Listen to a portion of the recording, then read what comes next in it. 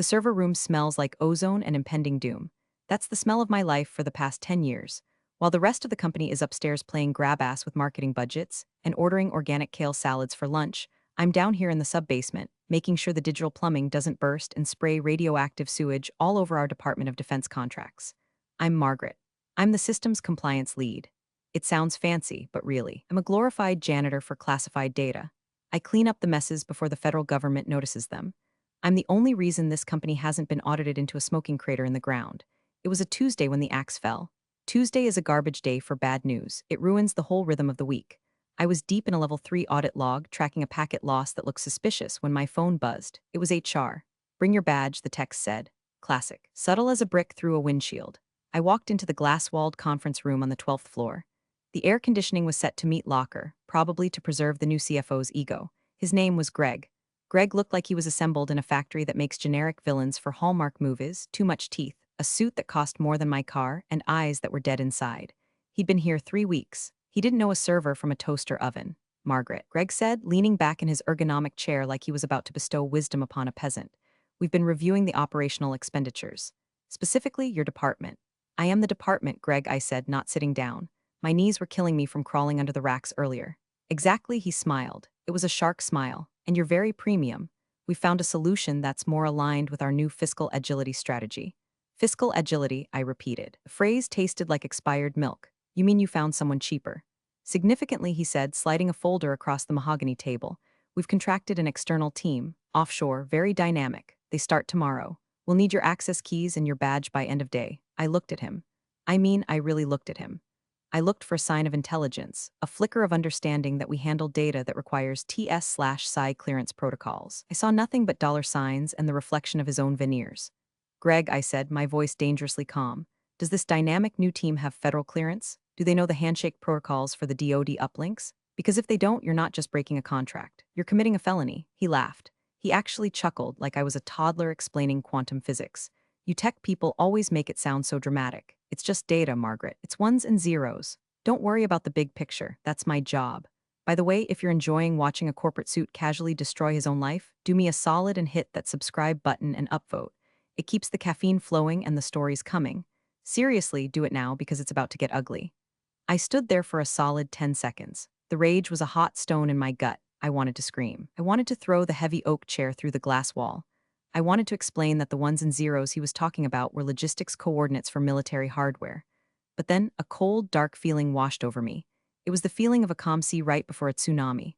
Okay, I said. Greg blinked. He was expecting a fight. He was expecting begging. Okay, you're the boss, Greg. Fiscal agility, I get it. I unclipped my badge. I placed it on the table. And I reached into my pocket and pulled out the physical RSA token, the master key for the admin console. I set it down next to the badge with a soft click.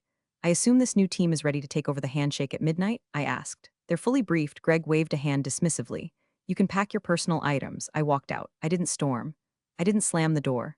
I walked to my desk, picked up my framed photo of my dog, my lucky stapler, and my cactus. I left the documentation. I left the sticky notes explaining the quirks of the firewall. I left the manual I wrote from scratch over 6 years. But here's the thing about fully briefed outsourced teams hired by guys like Greg. They work off scripts. They don't know the ghost in the machine.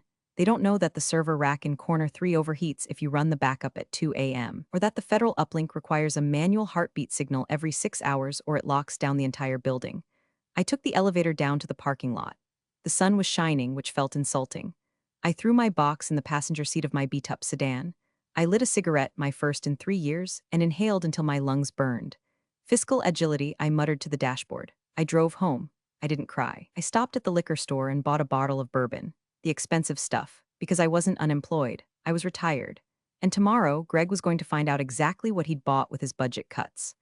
I knew one thing for certain. The systems were set to auto-cycle at midnight. If the handshake didn't happen, and it wouldn't because the new guys wouldn't have the encryption keys I just left on the table, the system would interpret it as a hostile intrusion. I poured a glass of bourbon, sat on my porch, and waited for the world to burn. My apartment is quiet. It's the kind of quiet you only get when you live alone and your entire career has just been flushed down the toilet by a guy whose tie cost more than your rent. I sat on my couch, the leather cracked and cool against my legs, staring at the TV. I wasn't watching it. It was just noise, a distraction from the clock ticking on the wall. It was 11:45 p.m. In the IT world, specifically the compliance sector, You develop a sixth sense. It's like a phantom limb. Even though I was 10 miles away, stripped of my badge and my access, I could feel the server room humming. I knew the cooling fans were ramping up for the nightly data dump. I knew the scripts were queuing. And I knew that in exactly 50 minutes, a team of underpaid, underqualified contractors in a time zone 12 hours ahead of us was going to try to log in. I took another sip of bourbon. It burned less this time. My phone was sitting on the coffee table. It was my personal phone, but because I had built the entire notification architecture from scratch, my number was hard-coded into the catastrophic failure alert tree. I'd meant to remove it, I really had. But in the chaos of packing my cactus and my dignity, I must have forgot. Oops. At 12:01 a.m., the phone lit up. The screen glowed harsh blue in the dim living room. I didn't pick it up immediately, I just looked at it. A single notification. System alert, unrecognized IP address attempting admin access. I smiled. A dry, humorless smile. There you are, I whispered. Greg's dynamic team was trying to get in. And because they were cheap, they weren't using the secure VPN tunnel I had spent 4 months configuring to do D standards. They were coming in through the front door, probably using a standard remote desktop protocol. That's like trying to break into Fort Knox with a plastic spoon. The phone buzzed again and again. System alert, incorrect credentials. Attempt 2, system alert, incorrect credentials. Attempt 3, here's the kicker. The system they were trying to access wasn't the payroll database. It wasn't the marketing drive. It was the secure repository for Project Arrows, a subcontract involving logistics data for troop movements. You don't just log into Project Arrows. You need a physical token, a biometric scan, and a specific IP clearance. Greg had the token. It was sitting on the conference table where I left it, but Greg was probably asleep in his McMansion, dreaming of his quarterly bonus. The contractors didn't have the token. They just had a username and a password provided by IT support. The phone buzzed a fourth time. System alert, unauthorized user detected in restricted zone. Protocol 7 initiated. My stomach dropped. Protocol 7. I wrote Protocol 7. It's the digital equivalent of locking the doors, barring the windows, and releasing the hounds. Protocol 7 doesn't just block access. It flags the attempt as a hostile act. It assumes the user is a foreign agent or a hacker. It immediately snapshots the IP address, MAC address, and this is the beautiful part, it starts a silent trace. If I was a good employee, this is the moment I would call Greg. I would call the emergency line. I would scream, unplug the router, stop them. But I wasn't an employee. I was a liability. I was too expensive. I watched the phone vibrate across the table, dancing towards the edge. The contractors were persistent.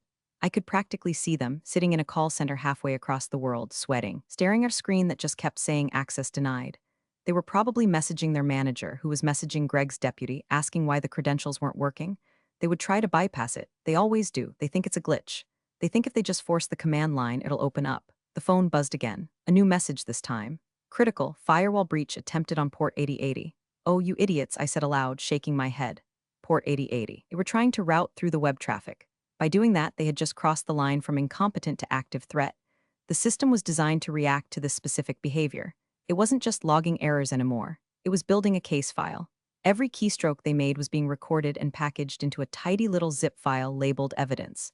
I poured another drink. The amber liquid swirled in the glass. I pictured the server room. The lights on the racks would be flashing from green to amber now. The fans would be screaming as the encryption algorithms kicked into overdrive to protect the core data. Someone at the office, probably the night janitor or a sleepy security guard, might hear the fans revving up like a jet engine. But they wouldn't know what it meant. My phone finally stopped buzzing for a moment. Silence. Then, a different tone. A sharp, piercing ping. I picked it up. Alert, Federal Compliance Watchdog triggered. Level 1. That was it. The first domino had fallen. The system had detected the breach attempt on a classified sector, and as per the Patriot Act compliance software I installed, it had sent a hello ping to the external monitoring station. The monitoring station isn't in our building. It's in a nondescript office park in Virginia. The contractors had just knocked on the door of the Department of Defense and run away. I sat back, the leather creaking. My heart was pounding, a heavy thudding in my chest. This was bad. This was career-endingly bad for the company. If I intervened now, I could maybe stop it before it went to level 2. I could log in through my backdoor, which still worked because I'm not an idiot, and kill the connection. I could save Greg's ass. I looked at the empty spot on the wall where my diploma used to hang. I remembered the smirk on Greg's face. Fiscal agility. I put the phone face down. Not my problem, I said. But the night was young, and the new team was just getting started. I couldn't stay in the apartment. The silence was too loud, and the urge to fix things was an itch under my skin I couldn't scratch. So at 1:30 a.m., I found myself at the Rusted Spoon, a 24-hour diner that smelled of stale grease and despair. It was perfect. I ordered black coffee and a slice of pie that looked like it had been sitting in the display case since the Reagan administration. I opened my laptop. Now, before you judge me, understand this. Greg revoked my network admin credentials. He took my RSA token. He locked me out of the servers. But Greg, in his infinite wisdom, forgot that the building's physical security system, the cameras, the badge readers, runs on a completely separate legacy network. Network that I, coincidentally, also maintain because the facilities manager, Dave, couldn't figure out how to reset his password. I still had the master login for the cameras. I typed in the IP address, bypassed the certificate warning, classic Dave, never updated the SSL, and there it was. A grid of 16 grainy black and white feeds. The office was dark. Empty cubicles stretched out like a graveyard of ambition. The cleaning crew had already left, but wait. Camera 4, the server room. There was movement, not a person, but lights. The status LEDs on the main mainframe were strobing like a disco in a seizure. Red, amber, red, red, and then on camera 2, the main bullpen, I saw a monitor flicker on. It was Greg's deputy's computer. The screensaver vanished, replaced by a remote desktop window. The mouse cursor moved jerkily across the screen. The dynamic team was trying to troubleshoot. Since they couldn't get into the server directly, they were remote controlling a desktop PC inside the network, hoping to pivot from there. It was painful to watch. It was like watching a monkey try to perform open-heart surgery with a hammer. I zoomed in on the feed. The resolution was trash, but I could make out the windows opening and closing. Command prompt, control panel, network settings. They were changing the DNS settings. Oh God, I whispered into my coffee cup. The waitress, a woman named Barb who looked like she'd fought a bear and won, topped off my mug without asking. Trouble with the boyfriend? She rasped. Something like that, I said. He's an idiot. They all are, honey. Eat your pie. I watched the screen on my laptop. Changing the DNS settings inside a secure enclave is a massive red flag. It tells the automated security system that the internal network is being hijacked. Suddenly, on the camera feed, the lights in the server room stopped flashing. They went solid red, all of them. Lockdown initiated. I didn't need a notification to know what happened. The system had had enough. It had isolated the core. It had severed the connection to the internet to protect the data. The mouse cursor on the remote desktop in the bullpen froze. The connection was dead. The contractors had just locked themselves out. I laughed, a short, sharp bark of laughter that made a trucker 2 booths over look up from his hash browns. But then I saw something else. Camera 1, the lobby. A security guard, old Mr. Henderson, was looking at his panel. He picked up the phone. He looked confused. He was dialing a number. He wasn't dialing the police. He was dialing the emergency contact listed on the wall. My phone rang. I stared at it. It was the building front desk. Mr. Henderson was calling me because my name was still on the in case of fire or cyber apocalypse sheet pinned next to the fire alarm. I let it ring. It rang 4 times, then went to voicemail. I could imagine Mr. Henderson's voicemail. Miss Margaret? The lights are doing that blinking thing again, and the air conditioning just shut off in the server room. It's getting real quiet in here. Just thought you should know. The AC shutting off. That was a side effect of the lockdown. To prevent fire spread, the AC dampers close. But without AC, that server room was going to turn into an oven in about 45 minutes. And while the data was encrypted, the hardware was about to cook itself. I took a bite of the pie. It tasted like cardboard and cherries. I switched tabs on my laptop to my email, my personal email. I drafted a message to Greg. Subject, FYI body, Greg. It was like you might be having some teething issues with the new team. Remember, fiscal agility comes with risks. Best of luck. I hovered over the send button. Then I deleted it. No, he needed to learn. He needed to feel the heat. I watched the temperature gauge on the server room camera overlay. It was creeping up. 72 degrees, 75 degrees, 78 degrees. At 85 degrees, the thermal alarms would trigger. Those alarms don't just go to Mr. Henderson. They go to the fire department. And when the fire department shows up to a facility holding classified DoD data, they are required to notify the local federal liaison. I checked my watch. 2:15 a.m. By sunrise, there wouldn't just be IT problems. There would be men with badges and guns. Barb, I called out. Can I get another slice? And maybe some extra whipped cream. I'm celebrating. Celebrating what? She asked, sliding a fresh plate over. Unemployment, I said. It's surprisingly productive. You know how in horror movies, the music swells right before the monster jumps out? In systems administration, there is no music. There is only the silence of your inbox, followed by the cacophony of disaster. I stayed at the diner until 4:00 a.m. The server room temperature was holding at a toasty 88 degrees, hot enough to make the fans scream for mercy, but not quite hot enough to melt the solder on the motherboards. Yet, my phone, which I had silenced, was vibrating against the Formica table like a trapped moth. I unlocked it. The notifications were stacking up like Tetris blocks. Critical, thermal threshold exceeded critical. Heartbeat signal lost node A critical. Heartbeat signal lost node B, and then the big one. The one that makes your blood run cold even when you expect it. Federal compliance alert. Unauthorized access escalation level red. Level red. Let me explain what level red means in the world of government contracting. Level green is all good. Level yellow is someone forgot to change their password. Level orange is we have a potential breach, investigate immediately. Level red means the chain of custody has been broken, the data is compromised. We are assuming the facility has been overrun. Level red doesn't send an email to the IT help desk. Level red sends an automated, high-priority signal to the DSA, Defense Information Systems Agency Oversight Office. It's an electronic flare shot directly into the sky. I sipped my lukewarm coffee. I pictured the scene at the DSA watch floor. A board lieutenant probably saw the red light blink on his dashboard. He probably tapped his screen, frowned, and checked the contract number. Contractor, Aerotech Solutions, status, compromised. He would pick up a red phone. Not literally a red phone, that's a movie trope, but a secure line. He would call the point of contact for the contract. That point of contact was Greg. I closed my eyes and let the satisfaction wash over me. It was 4:15 a.m. Greg's phone was about to ring, and it wasn't going to be a telemarketer. Imagine Greg fumbling for his phone on his bedside table, his silk pajamas rustling. He'd answer, groggy, expecting a wrong number. This is Colonel Redacted from Defense Oversight. We have a level red signal originating from your server farm. Confirm status immediately. Greg wouldn't know what a level red was. He'd probably think it was a prank. He'd say something stupid like, "Who is this? Call me during business hours," or worse, he'd try to bluff. "Oh yes, Colonel. Just a minor glitch. Fiscal agility, you know?" The Colonel would not care about fiscal agility. Back on my laptop, the camera feed showed a new development. The lights in the office lobby jerked on.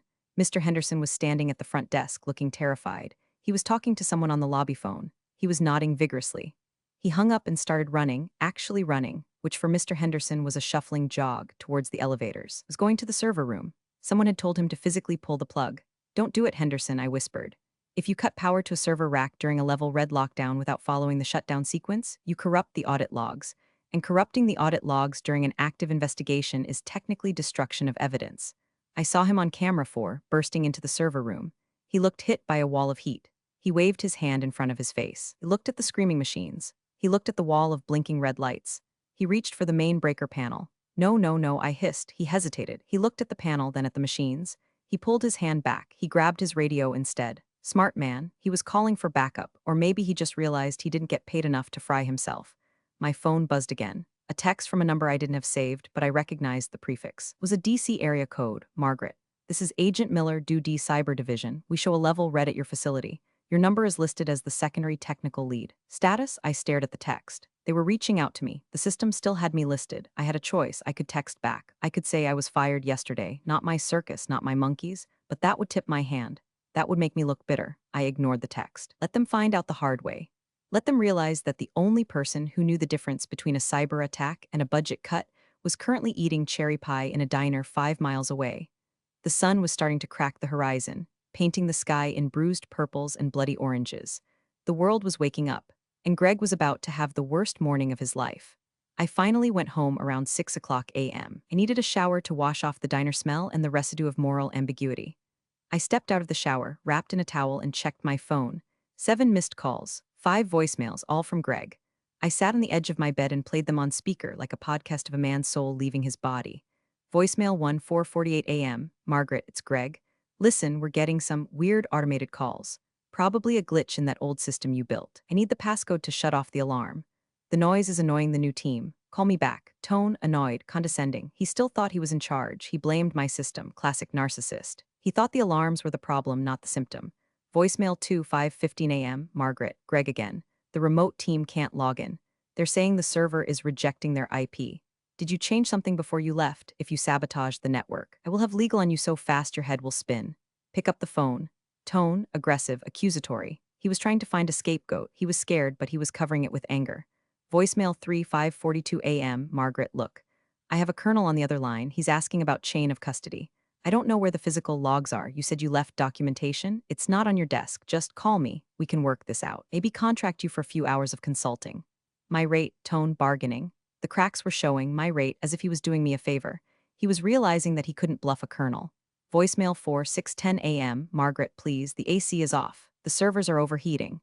Henderson says he can't reset it without a code. The fire department is here. They're threatening to hose down the room if the temp doesn't drop. I don't know the code. Why is there a code for the AC? Call me." Tone, panic, pure unadulterated panic. The fire department, that was a nice touch.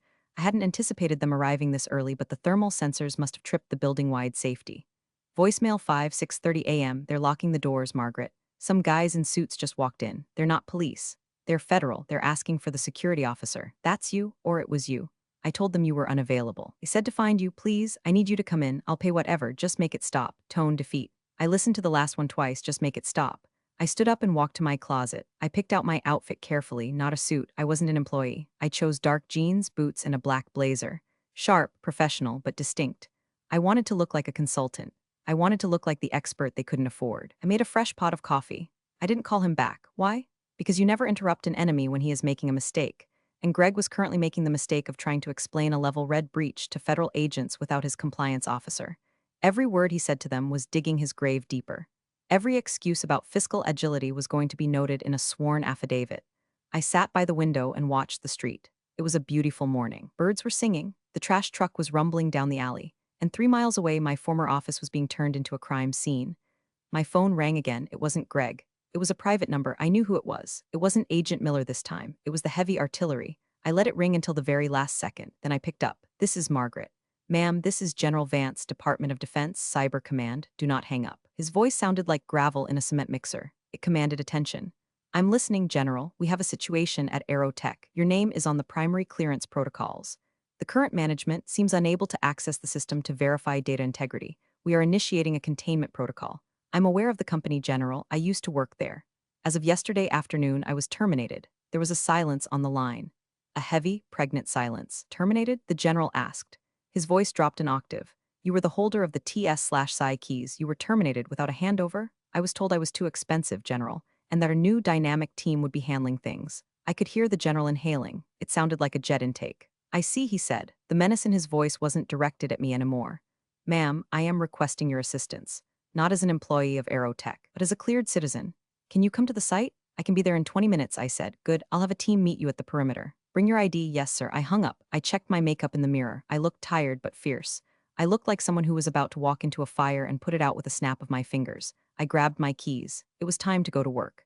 The drive to the office usually took 15 minutes. Today, it felt like a victory lap. As I turned onto the industrial parkway, I saw the flashing lights. Not just one or two police cars. It was a carnival of authority. There were local PD cruisers blocking the main entrance. There was a fire truck, engine idling, crew standing around looking bored but ready. And then there were the black SUVs, Suburbans with tinted windows and government plates. They were parked right up on the curb, aggressive and imposing. I pulled my beat-up sedan up to the police blockade. A young officer stepped forward, hand up. Roads closed, ma'am. Incident at the tech building. I rolled down my window. I'm Margaret, last name. General Vance asked me to come. The officer blinked. He touched his earpiece. Dispatch, I have a female here claiming. He stopped. He listened. His eyes went wide. He looked at me differently. Yes, sir, understood. He stepped back and waved me through. Go ahead, ma'am. Park right in front. I drove past the gawking employees who had been evacuated to the parking lot. I saw Susan from HR clutching her purse. I saw the marketing team huddled together, vaping nervously. They all watched me drive by. They knew I was fired yesterday. They looked confused. Why is she back? Why are the cops letting her in? I parked my car next to one of the black SUVs. It looked like a toy next to a tank. I stepped out. The air smelled of exhaust and stress. Two men in suits approached me. They didn't look like Greg's corporate lawyers. They looked like they ate corporate lawyers for breakfast. They had earpieces and no sense of humor. Miss Last Name? One asked. That's me, follow us. The General is inside. They escorted me to the front doors. The glass doors were taped off with yellow tape that said Federal Crime Scene Do Not Enter. One of the agents lifted the tape for me. I ducked under it. The lobby was chaos, or rather, controlled chaos. Uniformed officers were taking photos. Technicians in blue windbreakers with DOJ forensics on the back were unpacking gear cases. And there in the center of the room was Greg. He looked melted. His expensive suit was rumpled. His tie was loosened. He was sweating so much his forehead was shining under the emergency lights. He was shouting at a man in a military uniform, a man with 2 stars on his shoulder. I'm telling you, it's a misunderstanding. Greg was pleading, his hands waving frantically. It's a glitch. We hired a top-tier vendor. The General Vance stood like a statue. He was tall, gray-haired, and radiated an aura of absolute intolerance for bullshit. He wasn't even looking at Greg. He was looking at the ceiling as if praying for patience. My escort stopped. General One said, she's here. General Vance lowered his gaze. He turned slowly. He saw me. Greg spun around. His eyes locked onto me. For a second, I saw hope. Then I saw fear. Margaret, Greg shouted. He started to lunge toward me, but a federal agent stepped in his path, blocking him with a stiff arm. Margaret, tell them it's just a server error. Fix it. I didn't look at Greg. I looked at the General. I walked over to him, my heels clicking on the marble floor. The sound echoed in the sudden silence of the lobby. "General Vance," I said, extending a hand. "Margaret, systems compliance." He took my hand, his grip was firm, Miss Last Name. "I've heard a lot about your absence. I'm afraid my employment was terminated yesterday due to budget cuts," I said, loud enough for the agents nearby to hear. "I was told I was too expensive." The general looked at Greg. The look could have peeled paint off a battleship. "Too expensive," the general repeated. He looked around the lobby at the dozens of agents, the police, the forensic teams. "Well, this operation is currently costing the U.S. taxpayer about $50,000 an hour, so I'd say that was a miscalculation." Greg made a whimpering noise. "What is the status of the data, General?" I asked, slipping back into professional mode. "We don't know," Vance said. "The system is in total lockdown. We can't get past the encryption you set up. And since your successor here," he jerked a thumb at Greg, "doesn't know the difference between a root key and a root vegetable, we are stuck." "The thermal alarms?" "The fire department wanted to flood the room. I stopped them, barely. We have about 20 minutes before the hardware cooks itself." I nodded. "I can stop it. But I need my credentials restored, and I need a terminal." "You have whatever you need," Vance said. "Actually," I said, turning to look at Greg, "I don't. My RSA token is on the conference table upstairs. My user account was deleted." Vance turned to Greg. "Where's the token?" Greg stammered. I think maybe the cleaners find it," Vance barked. "Now." Two agents grabbed Greg by the arms. "Show us." They dragged him toward the elevators. I looked at the general. "I can bypass the token if I have root access, but I need to be reinstated in the system." "Consider it done," Vance said. "You're working for me now." We took the stairs to the server room level. The general didn't seem the type to wait for elevators. The hallway outside the server room was sweltering. The heat was radiating through the heavy security doors. It felt like standing next to a blast furnace. The silence from inside was terrifying, no hum of fans, just the ticking of cooling metal expanding and contracting. "Forensics team, clear the area," Vance shouted. The technicians stepped back. "It's all yours," Vance said. I approached the crash cart. Portable terminal plugged directly into the emergency port on the wall. This was the only way in during a hard lockdown. I cracked my knuckles. It was a cliché, but I needed the moment. The screen was black with a blinking red cursor. System halted. "Enter admin key." I started typing. My fingers flew across the keyboard. I wasn't just typing a password, I was writing a script to override the thermal shutdown sequence manually. "Status?" Vance asked, hovering over my shoulder.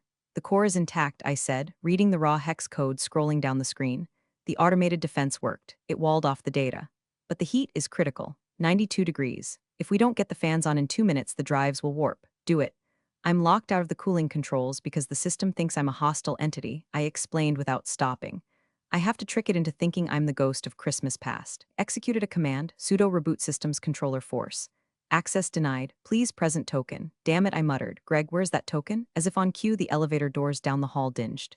Greg came running out, flanked by the agents. He was holding the small plastic dongle like it was the Holy Grail. "I found it," he gasped. "It was in the trash. The cleaners threw it out." He ran up and tried to hand it to me. "Plug it in," I said, not looking at him. He fumbled with the USB port. His hands were shaking so bad he couldn't get it in. "Give it to me," the general snapped. He snatched the token from Greg and jammed it into the port. The screen flashed green. "Token accepted." "Welcome, Margaret." I hit enter. Override initiated, restarting environmental controls. From behind the heavy doors there was a groan, a mechanical shudder. And then the sweet, sweet sound of turbine fans spinning up. It sounded like a jet taking off. The whoosh of air moving through the ducts was deafening. Temps dropping, I reported. 91, 89, 85, the general let out a breath he seemed to have been holding since dawn. "Good work," he said. "I'm not done," I said. "We still have the breach to deal with." I pulled up the logs. "Let's see who our friends are." I displayed the connection log on the monitor. It showed the IP addresses of the dynamic team. "Bangalore," I said, using a standard commercial ISB. No VPN, no encryption. They were practically broadcasting the login credentials in plain text. I pointed to a specific line of code, and look at this. They tried to install a remote administration tool called TeamViewer. Free version. The general stared at the screen. "TeamViewer on a classified network?" "Yes, sir. That's what triggered the level red. It's a known vector for malware." Vance turned to Greg slowly. Greg was leaning against the wall, looking like he was about to vomit. "You authorized this?" Vance asked. His voice was dangerously quiet. They said they were industry standard," Greg whispered. "You handed access to a DoD database to uncleared civilians using free software," Vance said. "Do you have any idea the level of negligence that represents? That's not just firing grounds, son. That's prison grounds." Greg slid down the wall until he was sitting on the floor. I was just trying to save money," he sobbed. "You saved about 4% on payroll," I said, turning to face him. "And you cost the company its federal license." Vance nodded. "He's right. I'm suspending the contract immediately. This facility is now under military jurisdiction until a full audit is complete." He looked at me. "And since you are the only one who knows how to operate it, you are now the provisional site commander." I raised an eyebrow. Site commander. That sounds expensive. Vance actually cracked a smile. A small, grim smile. We pay market rates, Margaret, plus a hazard bonus. I accept, I said, then I looked at the screen again. The new team was still trying to ping the server. Connection attempt 452, General, I said. Would you like to do the honors? What honors disconnecting them? I typed a command, release the hounds. Okay, the command was actually execute, trace, and block, but in my head, it was cooler. I'm sending a traceback signal to their ISP, flagging the IP as participating in a cyber attack against the US government, I explained. Their internet is about to go out, and local law enforcement in their country will be getting an automated notification. I hit enter. On the screen, the connection attempt stopped instantly. Target neutralized. Nice, Vance said. We moved back to the conference room, the same glass-walled fishbowl where I was fired less than 24 hours ago. The dynamic had shifted. I was sitting at the head of the table. General Vance was to my right. Greg was sitting in the corner, holding a bottle of water an agent had given him, looking like a child in timeout. Two other executives, the CEO and the VP of HR, had arrived. They looked terrified. They had been pulled out of bed and rushed here. Let me be clear, General Vance began. Addressing the CEO, your company is currently in breach of Contract 88 Delta. Section 4, Paragraph 2, all personnel with root access must hold active top secret clearance. The CEO, a man named Sterling who usually looked like he was posing for a magazine cover, nodded frantically. Yes, General, we understand. It was an oversight. It was not an oversight. Vance slammed his hand on the table. It was a choice. You fired Miss Last Name. He pointed at me. Miss Last Name is the named Information Systems Security Officer, ISO, on the contract. When you fired her, you didn't just fire an employee. You removed the legal authority for this building to operate. The VP of HR spoke up, her voice trembling. We intended to transfer the duties to the new CFO temporarily. Vance laughed. It was a harsh, barking sound. To him, does he have clearance? Has he been vetted by the FBI? Does he know how to configure a firewall? Greg stared at his shoes. You replaced a certified expert with a spreadsheet and a prayer, Vance said. And the result is that I have agents scrubbing your servers for foreign malware. I leaned forward. I caught Sterling's eye. Sterling, I said, did you know Greg replaced my team with an offshore vendor? Sterling looked at Greg. He told me it was a cloud-based solution. He said it was agile. It was agile, all right, I said. It was so agile it bypassed every security protocol we have. Margaret, Sterling said, his voice pleading. Can you fix it? Can you clean this up? We'll reinstate you, full back pay. A raise. I looked at my fingernails. They were chipped. I'm already reinstated, I said. By the General, I'm working for the Duty now as an independent consultant. My rate is 3 times my old salary, and I bill hourly. Sterling swallowed hard. Okay, whatever it takes. And I added, looking at Greg, I need a new office. I don't like the vibe in the basement anymore. You can have any office you want, Sterling said. I want his, I pointed at Greg. Greg looked up, shocked. My office? Yeah, I said. It has great light, and I like the chair. General Vance stood up. This meeting is adjourned. Sterling, get your lawyers. You're going to need them. Greg, the agents outside would like a word with you about the missing logs from last night. Attempting to hide evidence during a federal investigation is another felony to add to the list. Greg stood up shakily. He looked at me one last time. I just wanted to save the company money, he whispered. You get what you pay for, Greg, I said. And sometimes you pay for what you get. 2 agents stepped into the room. Sir, come with us. They led him out. I watched him go through the glass walls. He looked smaller than he did yesterday. Sterling looked at me. Margaret, I'm sorry. I didn't know. That's the problem, Sterling, I said. You didn't know and you didn't ask. You just saw a smaller number on a spreadsheet and signed the paper. I stood up.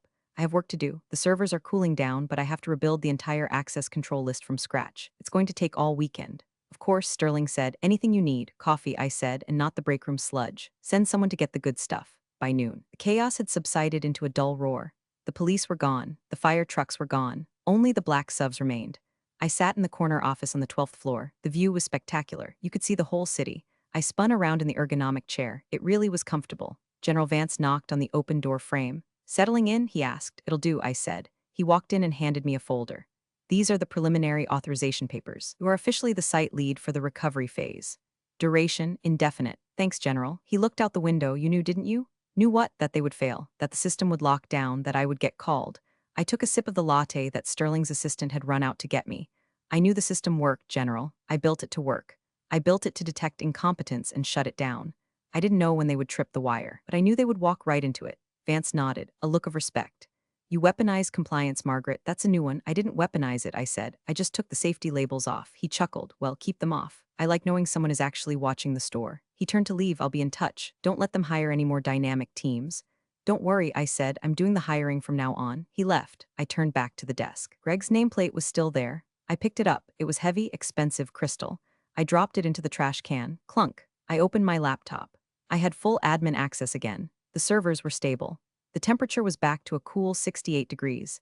The dynamic team in Bangalore had been blacklisted by every major ISP in the region thanks to the general's phone calls.